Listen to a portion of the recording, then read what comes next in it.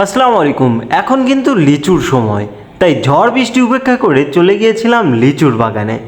যাই হোক, আপনি আমাকে চিনবেন না, আমি তুষার, আমি গল্প করতে ভালোবাসি।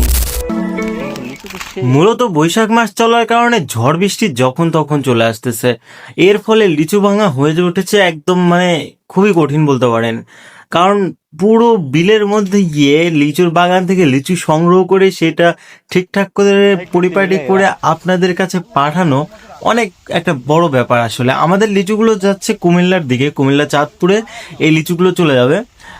আমাদের এখান থেকে মূলত আমরা বাগান কিনি, বাগান কেনার পরে সেইগুলো আপনার বিভিন্ন দেশের বিভিন্ন জায়গাতে সাপ্লাই করা হয়। মূলত কুমিল্লার দিকে বেশি বেশি আমাদের লিচু আর কি সাপ্লাই হয়। যাই হোক, গাছ থেকে লিচু পেড়ে খাওয়ার একটা আলাদাই মজা আছে।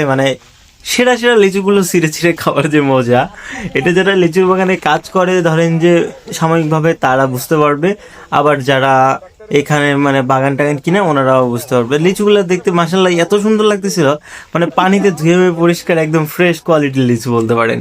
আর এই যে এক ঝোপ লিচু দেখতেছেন, এই এক ঝোপ লিচুর দাম কয় টাকা হতে পারে আপনারা কমেন্টে জানান।